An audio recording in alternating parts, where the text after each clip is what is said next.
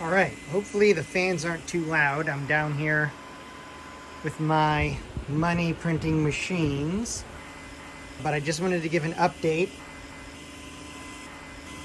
I did contact Parallel Miner. This is a new board they sent me. I'm not using it because I had ordered a Deep in the Mines board to replace it. The Deep in the Mines board that I ordered to replace it is very similar to this one. As you can see, the Parallel Miner board is quite sophisticated in this area for the latching circuitry that causes the power supply to stay on, whereas the Deep in the Mines board just has this simple switch right here. Auto on is basically just on all the time if it's plugged in, and then if you want, like I have a USB PCIE adapter motherboard thing in here, and it takes a regular power supply connector for like a regular computer motherboard. So if you were powering the motherboard off of that, you could take one of the SATA cables from it and attach it on this Deep in the Mines motherboard right here. And that SATA cable, when you turn on the motherboard, will cause your server power supply to kick on, which you would be powering all of the GPUs up here with. And so you can either pick to turn the power supply on with a SATA signal or just have it on all the time, which is what I use. But I just wanted to let you know that I did reach out to Parallel Miner about the burnt up board, and you can kind of see on here, where the hell is the other board?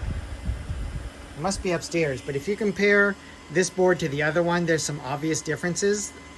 The board that I had originally bought doesn't have all this globs of solder on here. They're still doing the glob of solder on the back to make it work.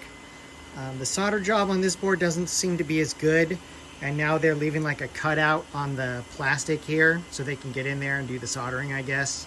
I feel like the Parallel Miner boards just don't have very good quality control, I guess, over the Deep in the Mines one like this one.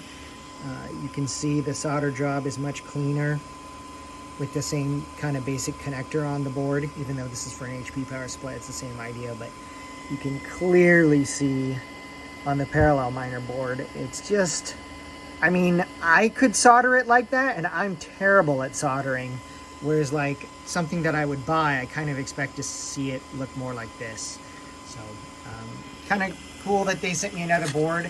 The revision number is different on it. It's an X15B RK instead of an X15B. So I don't know if there's anything different here or it's going to fail in the same way, but I'm just not using it anymore. I like the Deep in the Mine ones. They have, this is actually the Deep in the Mines board that it replaced, and it's got an extra 4 PCIe connectors, which is nice. I have one going over here.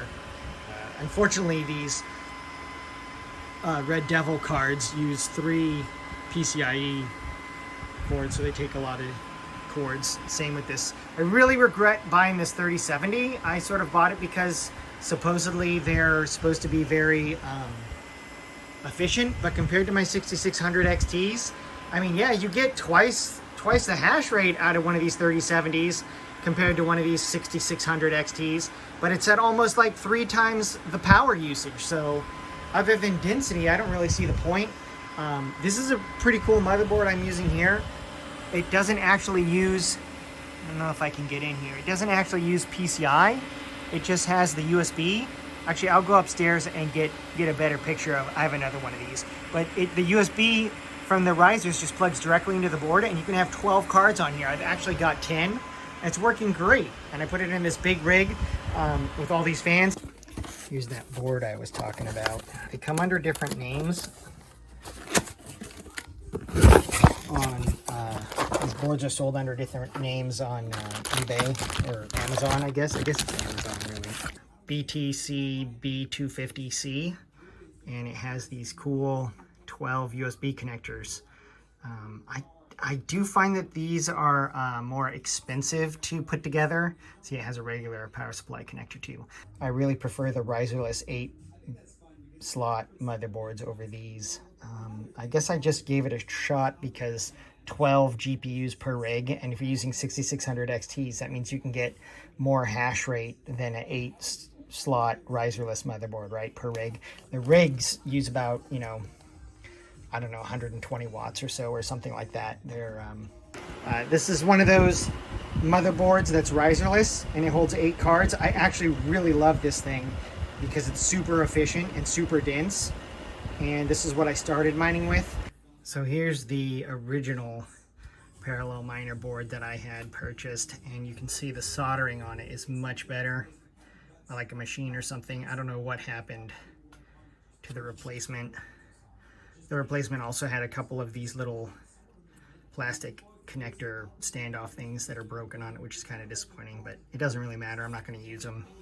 I'm actually going to have to turn the miners off here, as I have to pay about 34 to almost 50 cents in power, and my last holdout, which was Neoxid, just reached almost 50 cents of unprofitability per day. So I'll probably just mine till I get my next payout and then turn them off until something happens with the market where I can continue to mine it at a profitable rate.